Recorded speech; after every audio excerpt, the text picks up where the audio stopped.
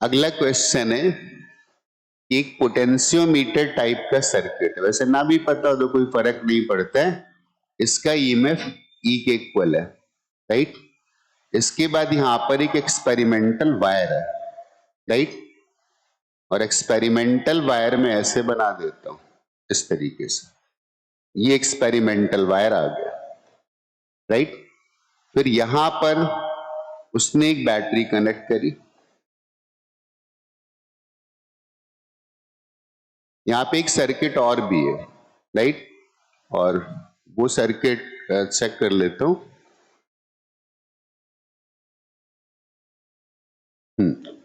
यहां पर एक बैटरी है ऐसे कनेक्टेड है और इसका ईएमएफ E/2 है, इसका इंटरनल रेजिस्टेंस स्मॉल आर के इक्वल है, यहां पर एक गैल्वेनोमीटर है और इधर एक जॉकी कनेक्टेड है और इसका ईएमएफ ई के इक्वल है, राइट।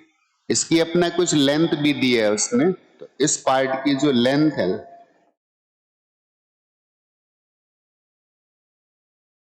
इस पार्ट की लेंथ दैट इज 600 सेंटीमीटर, इसको कैपिटल एल मान लेते हैं, दिस इज 600 सेंटीमीटर, ठीक है ना। ये जो मोटा सा वायर बना हुआ है ना, ये एक्सपेरिमेंटल वायर है, ठीक है ना। इसका ईएमएफ ये है, तो पहला सवाल हमसे ये पूछा गया कि where jockey should be touched,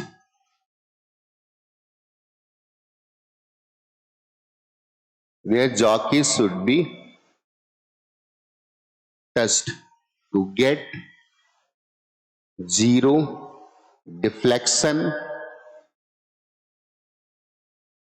in galvanometer। Galvanometer को ऐसे बना देता हूं। पहला सवाल है कि जॉकी को कहां टच करना है कि गैल्वेनोमीटर में जो डिफ्लेक्शन आ जाए ना, वो डिफ्लेक्शन जीरो आ जाए, ठीक। तो पहला पार्ट सॉल्व करते हैं, तो जॉकी को कहीं टच करा देते हैं, तो इस जॉकी को सपोज यहां पे टच करा दिया, इस वाले पॉइंट को ए बोल देते हैं, दिस पॉइंट इज बी, और ये पॉइंट हमने सी मान लिया और ये डिस्टेंस आ गया एक्स के इक्वल, क्लियर।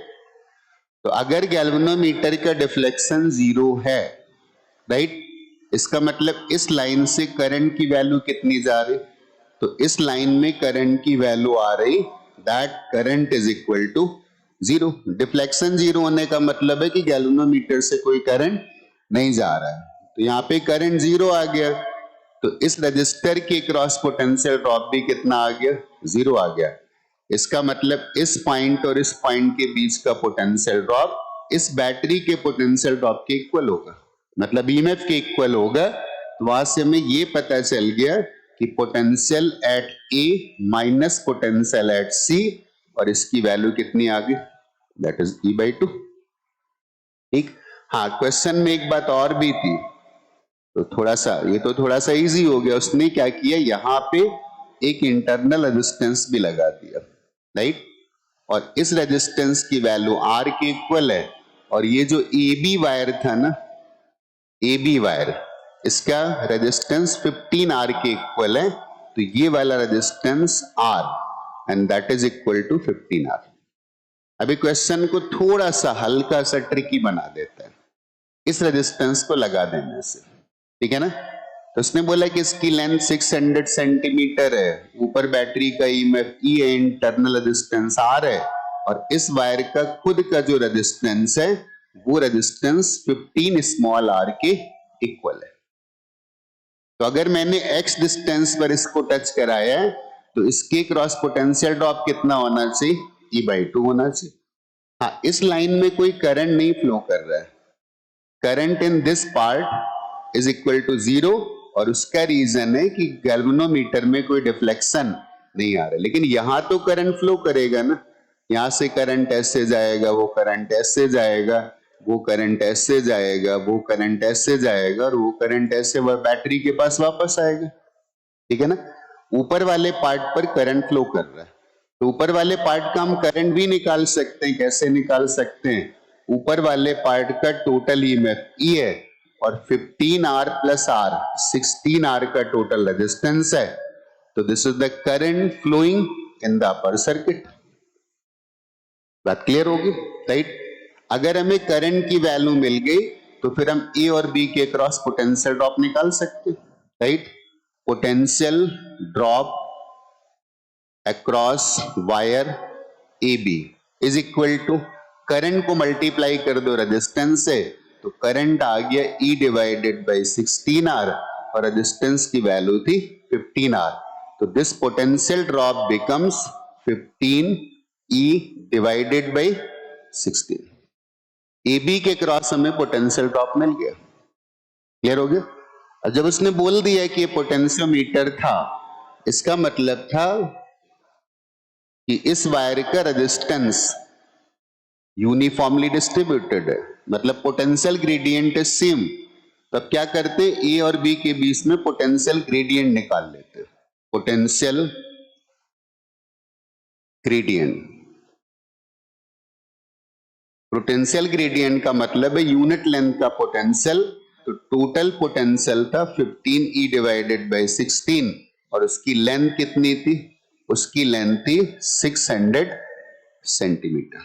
ये क्या मिल गया, 1 सेंटीमीटर लेंथ का पोटेंशियल डिफरेंस मिल गया हमें, ठीक है ना। अब जॉकी को हमने अगर x डिस्टेंस पर टच कराया है तो A और C के बीच का पोटेंशियल डिफरेंस अगर मुझे लिखना है VA माइनस VC, तो मैं लिखूंगा 15E divided by 16R divided by 600 centimetre. तो 1 सेंटीमीटर का इतना था, तो x सेंटीमीटर के लिए x सेंटीमीटर से मल्टीप्लाई कर दो, ये सेंटीमीटर हो गया कैंसर। और ये वैल्यू कितनी आनी चाहिए, ये वैल्यू आनी चाहिए E डिवाइडेड बाई 2, क्योंकि उसने बोला है कि जॉकी को ऐसे पॉइंट पे टच कराओ कि गैल्वेनोमीटर का डिफ्लेक्शन 0 आ जाए, ठीक है ना। बात समझ में आ गई। गैल्वेनोमीटर का डिफ्लेक्शन 0 मतलब करंट की वैल्यू 0, करंट 0 तो इसके क्रॉस पोटेंशियल ड्रॉप की वैल्यू 0 और इधर पोटेंशियल ड्रॉप E/2 के इक्वल आएगा। अब इसको सॉल्व कर लेते हैं, राइट। तो देख लेते हैं क्या क्या कैंसिल होगा।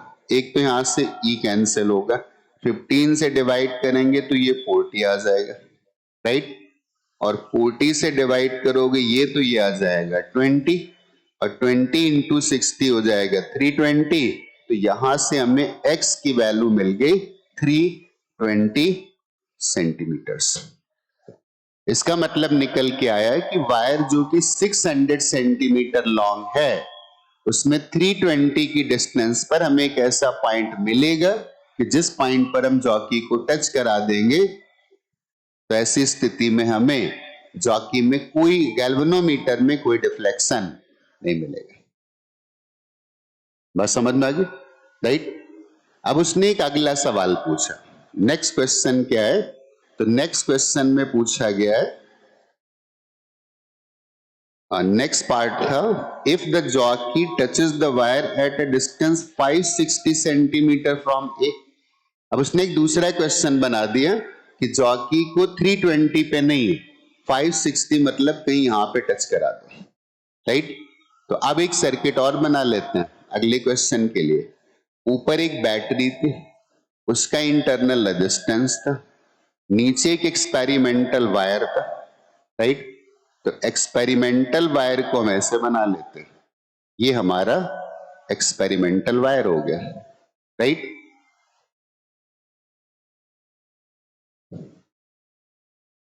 इस सर्किट को कंप्लीट कर देते हैं ऐसे।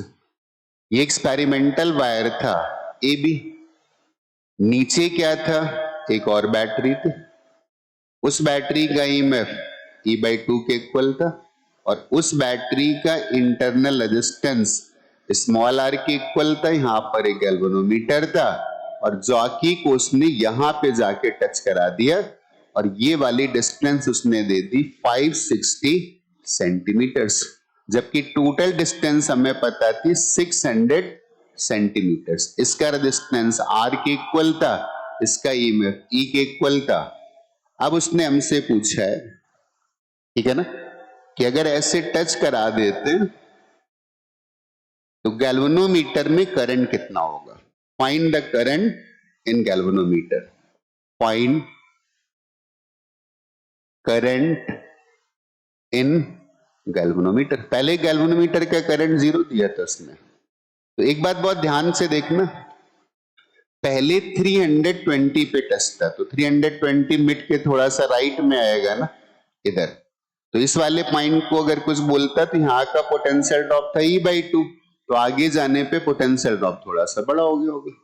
तो इतने पार्ट का पोटेंशियल ड्रॉप इसके पोटेंशियल ड्रॉप से ज्यादा हो गया, और ये हाई वोल्टेज है, इसका मतलब इस सर्किट में करंट अब ऐसे बहना पड़ेगा, इस बैटरी के अगेंस्ट बहना पड़ेगा। तो अब क्या होगा, अब यहां से जो करंट फ्लो कर रहा है आई, अब ये वो वाला आई नहीं होगा जो पहले था। क्यों? पहले सिर्फ ये सर्किट था, अब ये वाला सर्किट भी आ गया, तो इस आई की वैल्यू बदल चुकी होगी, राइट। यहां से करंट आई बहेगा, इधर से करंट स्मॉल आई मान लेते हैं, तो इधर से जो करंट जाएगा वो capital I minus small I. But इस बात का ध्यान रखना, ये वो करंट नहीं होगा जो पहले फ्लो कर रहा था। पहले सर्किट अलग था, सर्किट अलग है, और यहां से जो आई करंट आएगा यहां मिलकर के फिर कितना हो जाएगा, कैपिटल आई। इसका मतलब इस वायर पर एक ऑब्जर्वेशन तो ये कि potential gradient is not uniform through out the wire. Potential gradient is not same throughout the wire। इस पूरे वायर पर पोटेंशियल ग्रेडियंट सेम नहीं होगा, यहां अलग करंट और यहां पे अलग करंट है। क्लियर? अब ऐसे देखते हैं, टोटल 600 सेंटीमीटर की लेंथ है और 560 पे उसने टच कराया, तो ये बचे 40। इसका भी कुछ रेजिस्टेंस होगा, इसका भी कुछ रेजिस्टेंस होगा।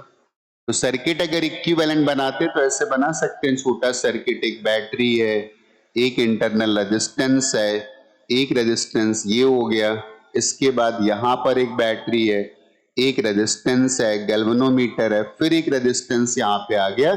सर्किट एक्चुअली ऐसा है। ये कितना था, E/2, ये कितना है E, ये कितना है R के इक्वल, राइट। इन दोनों की वैल्यूज हम और लिख देते, राइट। तो इन दोनों की वैल्यूज लिखना है तो कैसे लिखेंगे, 600 सेंटीमीटर लेंथ का रेजिस्टेंस था कितना, 15R के इक्वल। तो 1 सेंटीमीटर का रेजिस्टेंस आएगा 15R डिवाइडेड बाई 600, तो 540 सेंटीमीटर का रेजिस्टेंस आएगा 15R divided by 600 multiplied by 540, right. ये आ जाएगा 40, ये 0 कैंसिल होगा, और ये आ जाएगा 27 और ये आ जाएगा 2, तो this will be 27R divided by 2। इसका रेजिस्टेंस आ गया 27R डिवाइडेड बाई 2, और टोटल चूंकि 15R था उसमें सब्ट्रैक्ट कर दोगे तो इसका आ जाएगा, तो 27R divided by 2 minus 15R, and this will be, कुछ तो गलत हो गया, क्या गलत हुआ, 600 का रेजिस्टेंस था 15R, 1 का रेजिस्टेंस आ गया 15R बाई 600, तो 540 का आएगा इतना, यहाँ 40 आया, एक 0 कैंसिल हुआ, 27 बाई 2 आ गया, और टोटल था 15R, उल्टा सब्ट्रैक्ट कर दिया हम लोगों ने, तो हमें सब्ट्रैक्ट करना चाहिए 15R में, right. 15R minus 27R by 2, तो this will be 3R divided by, तो ये रेजिस्टेंस आ गया 3R डिवाइडेड बाई 2। क्लियर हो गया?